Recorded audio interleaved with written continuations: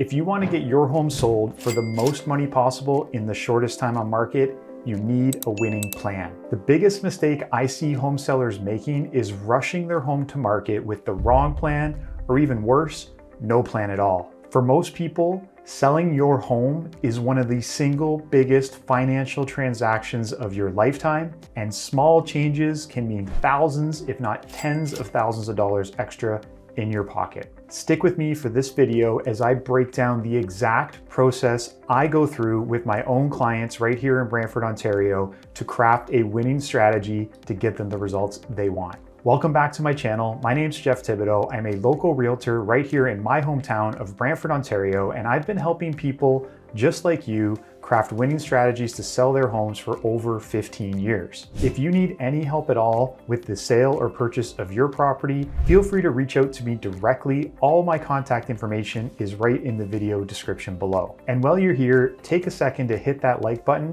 It really helps out my YouTube channel. And of course, if you're into this type of content, please hit that subscribe and also turn on notifications so you get my future videos right in your home feed. Creating a winning strategy is the key to success when it comes to selling your home. Now, a winning strategy is going to be made up of a couple key ingredients. There's going to be a specific timing strategy.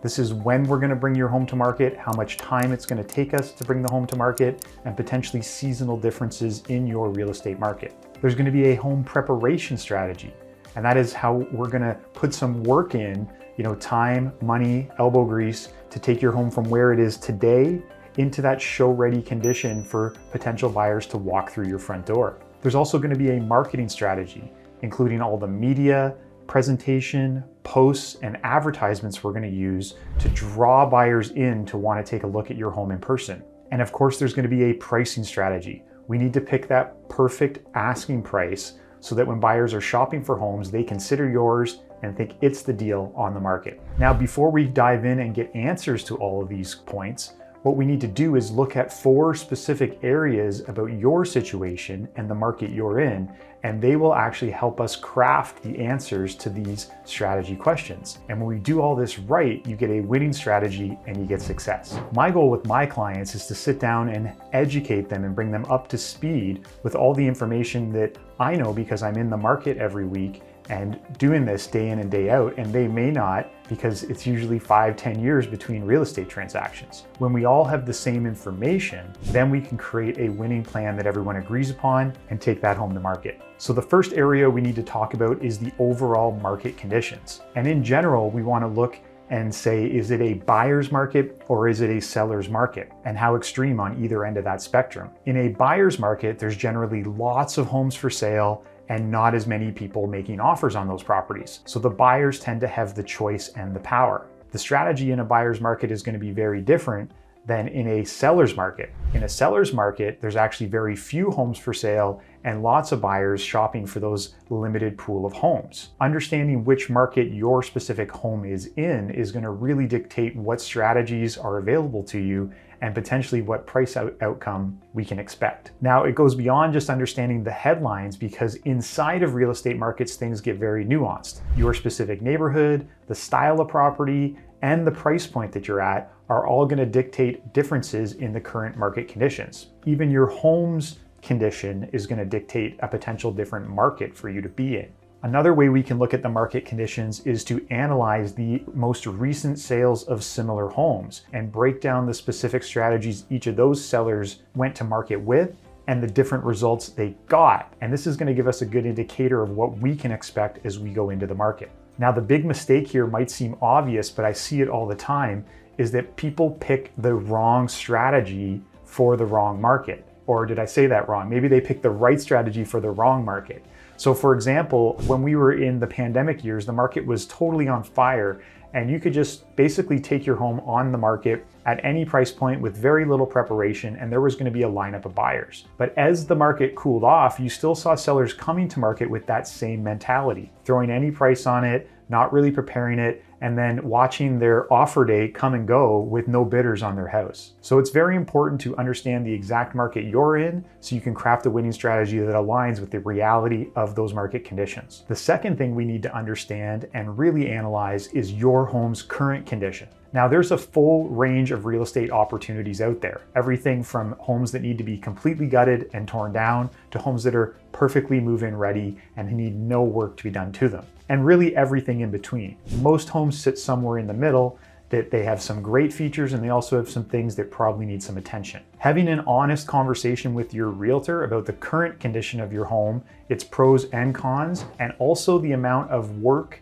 that is time, effort, and money you're willing to put into your property to bring it to market. This is going to be a key conversation because we need to understand the product we have and do the best with whatever we have. One of the big mistakes I see here is most homeowners overvalue their own property. And that's natural because we live in it. We like the certain features and the decor and the way that we have stayed in that home. So we don't have an objective opinion of how other buyers may view it. And that's why it's important to listen honestly to the feedback you're getting from your real estate agent, because they're out seeing all the homes all the time and we're working with all kinds of different buyers. So I'm taking buyers out to see properties and I hear their opinions about things they like and don't like. And so what we have to understand is just because you like something, the more specific it is, the more we need to find a home buyer just like you who's going to love those features. The more we can make the home appeal to a wider range of buyers, the better chance of us getting multiple offers. Another mistake I see here is a lot of home sellers think it's not really worth making changes or improvements to their home because the buyer's going to potentially want to do some renovations anyways. And this can make logical sense. Like, why would I spend money on my property on the way out the door when the buyer's going to come in and want to do all their own work? But we have to remember that as a buyer tours your home, anything they see as an expense they're going to have to take on within their first year or two of living there, they're going to be discounting that off whatever your asking price is and trying to negotiate that into the offer. So the more work we can do to make the home feel like it doesn't need any money spent on it in the first couple of years of homeownership, the higher offers you're going to get and the more buyers you're going to attract. So the big takeaway here is being really honest with the condition of the home where it is, and then the work we're willing to do to bring it to a show-ready condition, and everyone being on the same page with this plan. The next part of a winning strategy is analyzing your specific competition. This is much different than our market condition analysis. That stuff is all looking at the past. When we look at our specific competition, we're looking right now in the present and predicting how things are going to look in the future. Your competition, quite simply, are the exact other homes that a buyer might look at the same day they're coming to look at yours. So we're looking for homes in a similar price point, similar neighborhood, and that might mean your whole city depending on the type of home you have and the similar style and age of home. We need to be real with ourselves that these other homes on the market, they're actually our competition. And if we don't position ourselves to stand out as the best option for a buyer when they come to town this weekend, then we're actually going to be the home that they're using to compare us against. So we end up getting lots of showings, but nobody makes an offer because they're seeing your home on the market and then they're going to see your neighbor's home and they're going to say, wow, that one's the deal, let's make an offer. And so we need to take a real deep analysis, and this can even mean, getting in the car and booking some showings to go see your competition with your real estate agent and really analyze how are we going to look this weekend when we come to market. Is it going to be clear to buyers that this one's the deal, this one's the one that they need to put an offer in on? So the fourth and most important part of this process is taking a deep dive into your goals and needs. The reasons any individual moves are as varied as the individuals themselves. On the far end of the spectrum, you have some people that have no real motivation to move. It could just be opportunistic, or they see that they could get a good price for their home. On other end of the spectrum, you have situations where people must move. Perhaps they've already bought a new construction home and it's closing and they need the funds out of their current home to close on this new home. So there's these extremes, but there's also everything in between. And being honest about your goals and motivation is really important to crafting a winning strategy. Also, there could be things like a specific date that's needed, or there could be a specific price that needs to be hit to actually make these plans financially possible. Understanding the full truth of your situation is very important so we can match that together with the reality of the things that are out of our control, like the market and the competition. So we can put all this stuff together into a winning plan. Now, the big mistake I see in this section is people put themselves in situations where they must move, but they don't have a plan B. So they're really back up against the wall. It can be a stressful situation and you're going to need to rush to market without a real winning strategy and kind of take whatever the market gives. One of the things I like to do with my clients is ensure that they're always in the driver's seat and always in a winning position. And that means never having to sell, but we got to talk about planning that strategy out for you. So combining all of these factors is very important. And this can be a long, deep conversation where we sit in a living room with my clients and get this all out on the table. The more honest and upfront we can all be about everything, the better we can make a plan that we all agree on to bring the home to market and win. If we do this right, you can usually find that we have lots of interest in the property right away. You get potential multiple buyers interested in the property, and we get it sold with your terms and your conditions and your price. If we do this wrong, it can feel like crickets and tumbleweed when we launch the property with very little interest, and us coming back talking in a month or two about what went wrong, how can we correct it. It's a very different process. Now, if you need any help crafting a winning strategy for your home, one that will put the most money in your pocket, get the job done in the shortest amount of time possible, and make sure that your goals and needs are met, that's what I'm here for.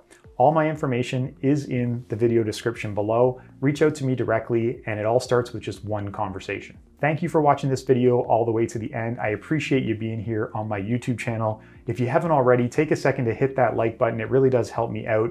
And if you'd like to get my future videos right on your homepage, make sure to hit that subscribe button and turn on the notification bell. Thanks again for being here, and YouTube thinks you're gonna like this video next.